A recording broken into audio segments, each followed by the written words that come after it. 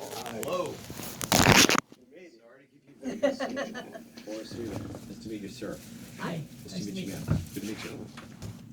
We thought you went to the Bahamas real quick.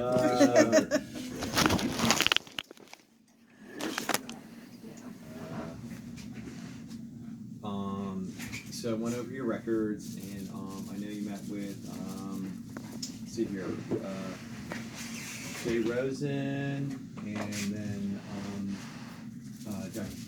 Kedgeman. Talked to you a little bit about management of your disease.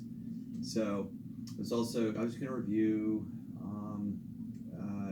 kind of the management of someone that has like a, like a high risk prostate cancer, and how we would do it here. I'll kind of go over like what the national guidelines are, and so forth.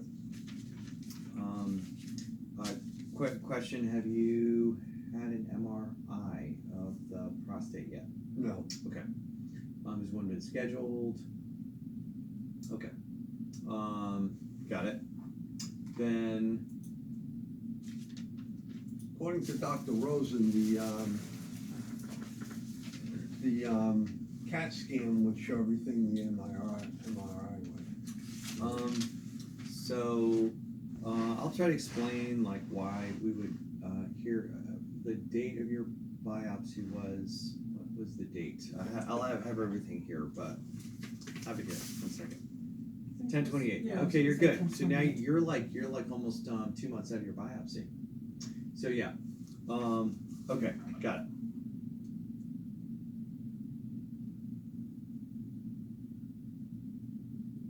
It's not gonna let me get through here. Let's see. 1 minute.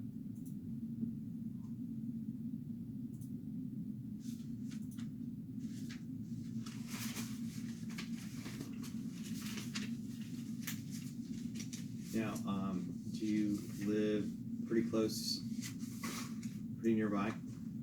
Yeah. Yeah. Okay. One person can.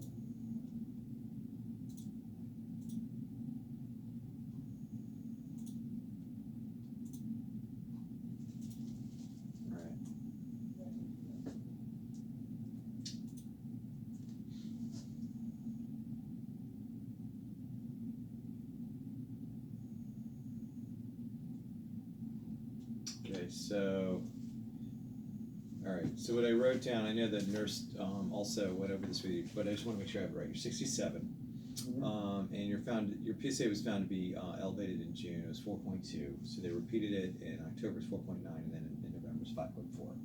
And then you got a biopsy on, I think, 10/28, and with Jay, and it basically showed that you had 4 cores out of I want to say 12. Mm-hmm. Yeah. 4 out of 12 positive, right? Mm-hmm. And they saw Gleason 9, Gleason 8, and 8. So 1, 9, and 3/8. Yeah. Got it.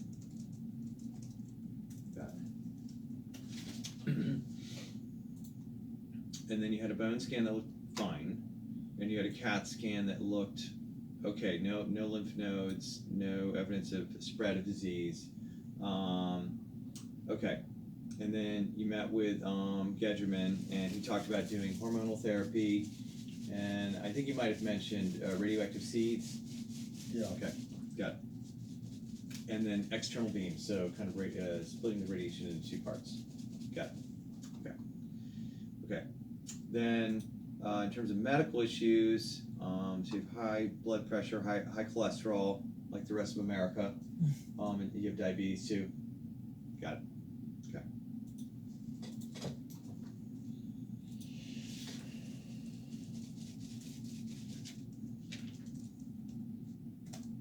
Got it.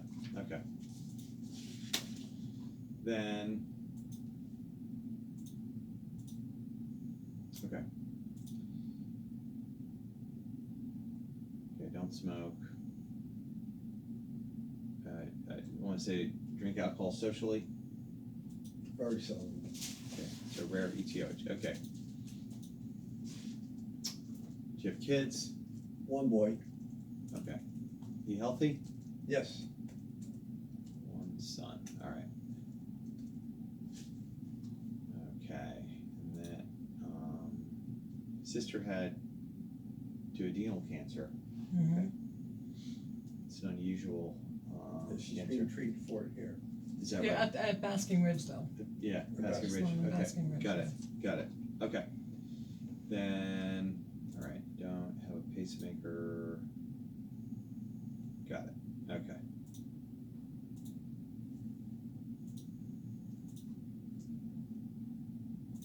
Following the right base, right mid. So the cancer is found in the right base and the right mid. Base and right mid. Okay, got it. All right.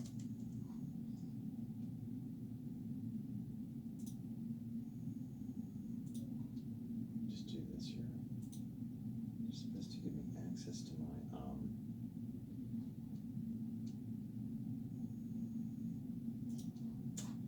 hard drive. Right.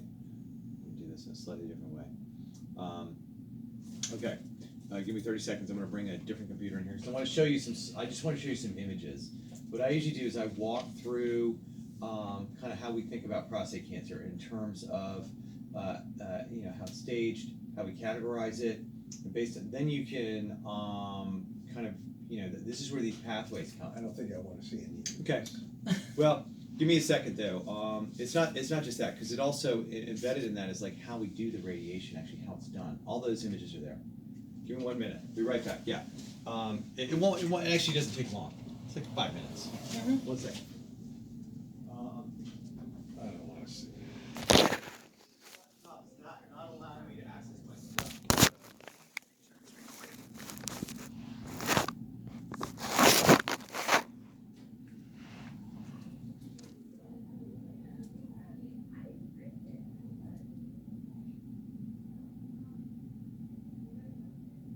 I don't think it's going to be graphic images. Like really anything. If you don't want to look, don't look. I'm going to look.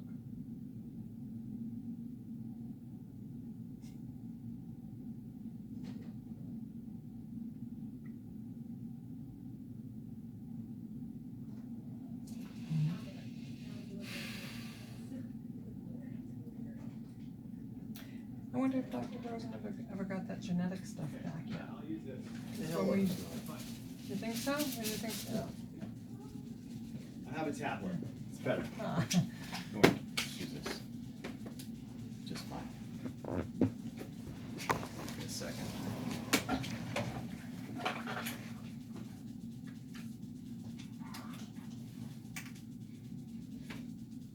Okay, so.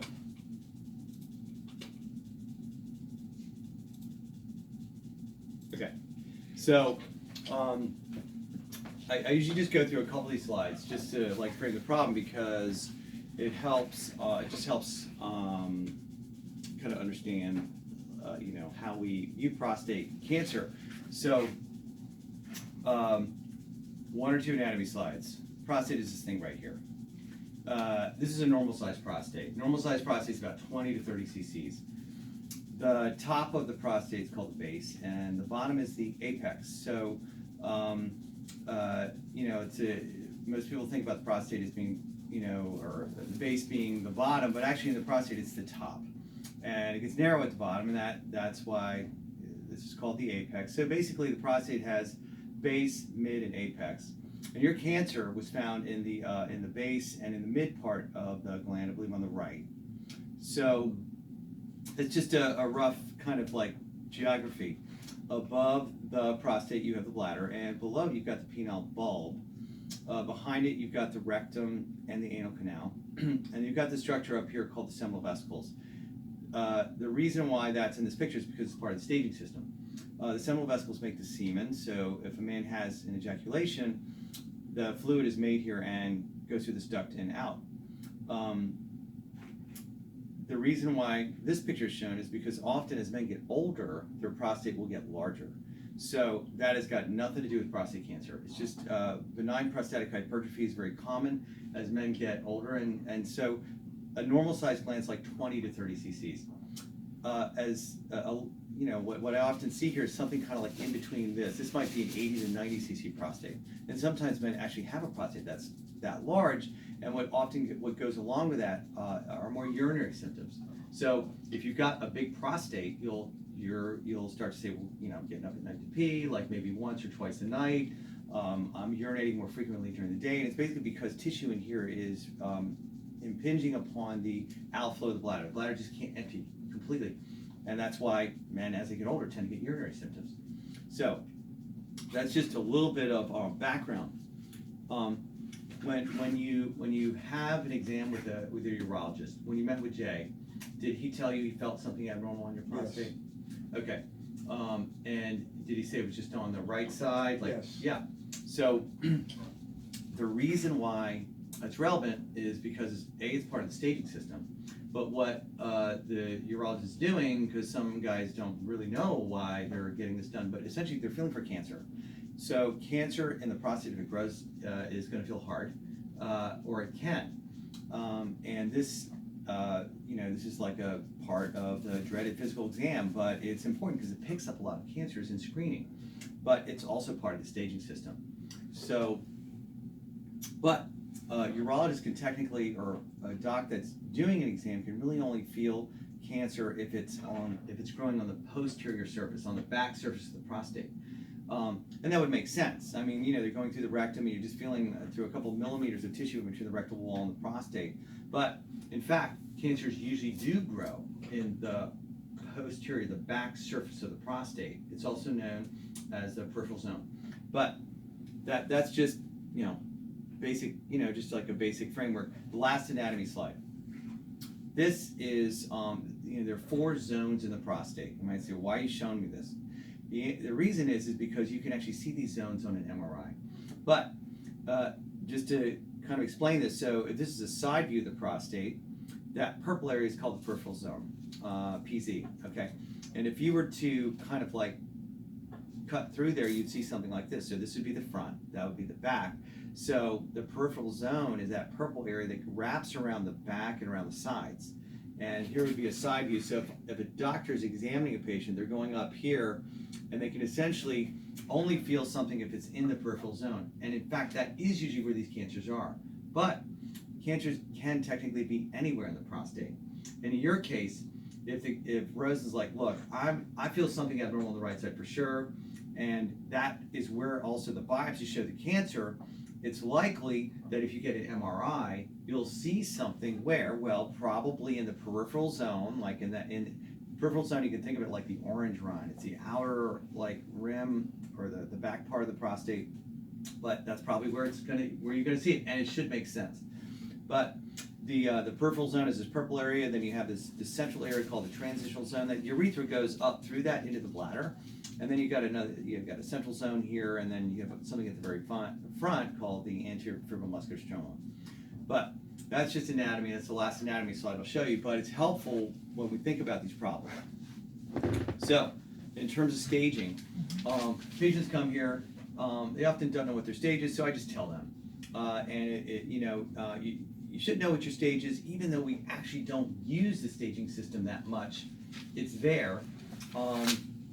It's basically comprised of three things. Your PSA. As long as your PSA is under 10, that's all that matters. That's best. Okay. Then it's made based on the physical exam. So if Rosen goes in there and says, "Oh, I feel a nodule on one side," that matters. That means that you're probably like a T2A or B. I'll show you what that means in a second. And then Gleason score. Those three things define the stage. So if the Gleason score has been around for a long time, it's almost impossible to take it out of the staging system because it is so powerful in what it tells us. It is the biggest driver, and it's been around for like 40 years. But this is what it is. You get a number between 1 and 5, and 1 is essentially looks healthy. So if you're to cut through prostate tissue, it's a gland. So you should see like circular kind of like structures like this. Okay. 2, you're starting to see disorganized, starting to see these glands starting to get irregular, starting to see space in between these glands. 3, starting to see cancer cells infiltrating in here and more of a disorganized look or appearance of the cells. 4, you're starting to see lots of cancer cells, very few healthy cells, and a 5, no healthy cells essentially. So you get 2 numbers, you get a primary and a secondary number. So what they saw in your case, the Gleason 8 meant that they saw this architecture and only this architecture in those biopsy cores. 9 meant they saw mostly this and a little bit of that. And that's where that comes from. It's just what they saw under the microscope. Okay. Then the part that Jay Rosen kind of contributed to the staging was what he felt on exam. So a T1 means I can't feel anything. This guy's got prostate cancer. He had a biopsy that proves it, but prostate feels fine. T2 means I feel a nodule. T2A means I feel a small nodule on one side. T2B means I feel a large nodule on one side, more than 50% on one side. Well, I have a T2, right? You had a T2. Yeah, Oh, Most likely because, and it would make sense, because they only found cancer on the right side on the biopsy. And presumably it was T2, presumably. And it would make sense that it would be a T2. So basically either it was a T2A or a T2B. Either Dr. Rosen might have felt a small nodule or a large nodule on one side. If you feel nodularity on both sides, like maybe a cancer on both sides, that would be T2C. Whoops. No, sorry. So T3, and this is where the MRI is very helpful, helps you figure out if the cancer has like grown out through the shell of the prostate. So the prostate's got like you can imagine like a thin, like an onion skin around it. It's called a capsule. It's hard to actually feel that with your finger. And so the way you could, maybe figure out if the cancer has grown through the shell of the prostate or the capsule is with an MRI, or if the prostate were removed, and then they would look at it under the microscope. T3B means the cancer has grown into the seminal vesicles, which sit at the top of the prostate. And it's rare to see cancers more extensive than that, but occasionally you'll find cancers growing into the bladder or the rectum, but that would be the T stage. So it's T1, T2, T3, or T4, and then if you put it all together, this is the staging system. So in your case, stage 1, you can't have more than Gleason 6. Stage 2 typically means you have a patient that has a Gleason 7 for stage 2A, Roman numeral 2A. A patient that has Gleason 8, like you do, you have 8, 9, 8 or above, you're technically still a stage 2 as long as they don't see extracapsular extension or seminal vesicle invasion, right? Which you would only really be able to figure out if you got like an MRI. It's hard to decide that based on a CAT scan. I'll show you. If we have your CAT scan, we'll look at it. But And you might say, well, gosh, is it really going to make a difference? You already told me I have like Gleason 8 disease, and but it's good to know the details.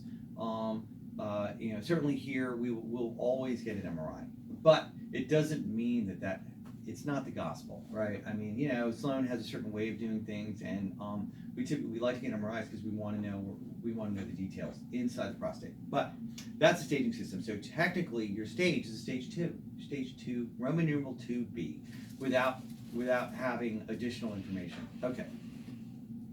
But so there is the staging system, but the staging system is actually not used that much to help make treatment decisions. What we use to decide how we're going to treat Mr. So-and-so is risk category. So these risk categories are now being used. It's what insurance companies use. It's what healthcare systems use to help decide what we're going to offer you. So there are 3 categories: low, intermediate, and high. And based on your Gleason score alone, it puts you into the high category. I probably told you that already before you came in here. All right. So, and each one of these categories gets a different kind of like an algorithm, meaning that like if you're in the low risk or intermediate risk or high risk, if you're getting treated, they're going to tell you different things about how the treatment's going to be done. And so what Gedgeman told you is actually right. I mean that if you've got high risk disease, you want to be aggressive, obviously. But high risk means you either have Gleason 8 or T3 or a big PSA above 20. So the only thing that you have right now to bring you that would be the Gleason 8 and 9. Okay. So is the treatment going to change if I get an MRI? The answer is the overall paradigm will not. Meaning that if there are 2 ways to go. It's either going to be surgery, because technically surgery is on the table for high-risk disease, or it's radiation.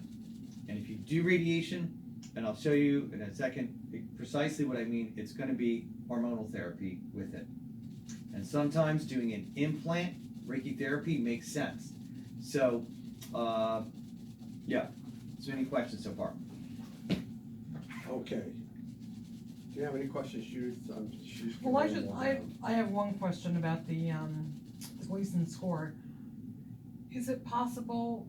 I've read about people that have sent the results. Yeah, and then it's like downgraded, for instance. Yeah. It's possible. Sure, but often they just corroborate the results. So like often it'll be the same thing. But yeah, sure. I mean, I've seen patients that have like Gleason 8, and then we downgrade to a 7. So, and then would that change things? Yeah, it would. But often it is the same. Okay. But yeah, there is like discrepancy like amongst. It's not as boilerplate as like reading a scan, right? So reading pathology is more. There's more variation amongst like pathologists. You'll definitely get it. You give it to 10 pathologists, you'll get different numbers depending on it. Versus if you get a scan, they're going to say, well, his prostate is that size because we measured it, and we see that there's a nodule in the prostate, so it's less. There's going to be less like fighting about like arguing about like what it is. Okay, as far as the treatment. Yes. Okay, so I don't want to go for operation. Got it. I want radiation. Got it. But I'm not sure about this, what do they call it? It's the brachytherapy. The HRT. Yeah, I'm not sure about that. Got it. Oh, you're talking about the hormonal therapy, or you're talking about? No, hormone therapy. Perfect. You got a shot of Lupron last week. Perfect. Yeah, that's right. That's exactly right. Okay, so let's go over that. So I'm just going to jump. I'm going to jump right to the different management paradigms for high risk. Okay. Okay. Let's jump to that. And CyberKnife is off the table, right? Because Yeah. it's a Gleason. That's right. Yeah. So right Okay. now, like we actually had a protocol where we're doing CyberKnife for high risk, but it's a research study, right? Meaning that we don't know if it is if that's the right thing to do. The results look good though. I mean, what they're doing, I'll show it to you. I'll show you the trial. But the answer is it's treating high risk and 5 shots of radiation is under study. Mm-hmm. Being studied. Yeah. Okay. All right. So. All right. go to high risk. So, high risk prostate cancer. All right, so these are the NCCN guidelines. I'm just showing them to you because these are the national guidelines, or they're printed. You go up online and look at them. Like any hospital system, it's in their computer system. And the reason why 5 treatments are not going to be covered by your insurance company, because they have a computer system too, and they will literally, any patient, they're saying, oh, Dr. Gedgeman wants to give like 5 treatments to this guy. They're like, wait, he's got high risk disease. And they'll literally, Gedgeman will get a note, we're not paying for it. So we all have to follow these rules. But it's good because these rules are actually made by committees of experts, and they're like, if it's not safe or it hasn't been proven, you can't give 5 fractions of radiation, because if it doesn't work, then we're going to be stuck managing this guy, and it's going to cost us a lot more money. That's the way the insurance companies look at it. Right. But right. it's actually for everyone's benefit. Okay, so what are they? For high risk, the options are right here. And this is really the insurance companies use it. They're like, well, you know, this guy's life expectancy more than 5 years. Well, of course it is. We will actually treat a high-risk patient up to the age of 87. So high risk. Years. Yeah, we will. So here it is. External beam radiation therapy and ADT. ADT means hormonal therapy, androgen deprivation therapy. That's what you already started. Yes. Okay. How long? Well, the guidelines say 1.5 to 3 years. So often what will like fall right out of the radiation oncologist's mouth, like you're going to be on hormonal therapy for 2 to 3 years. That's usually what they say. But they're trying to figure out what the precise duration of the hormones is. And so there's debate. Here, we're saying like 18 months, so a year and a half.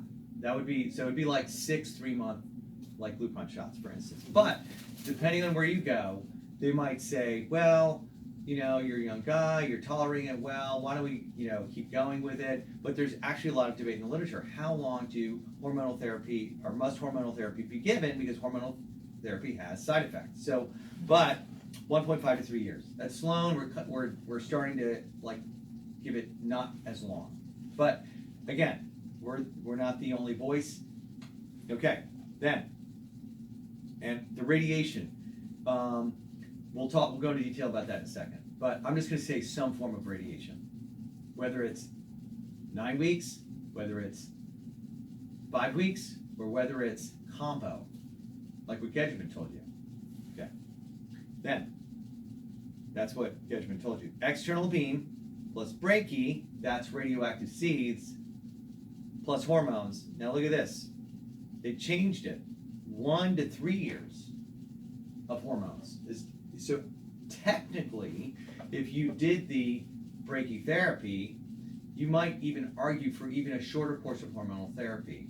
But that is because of a Canadian study, which I'll show you in a second, that that's the way they did it. But they're still going to tell you here 2 to 3 years of hormones, even if you get the brachy. That's usually what happens. But there's some flexibility there. So that's another option, or surgery.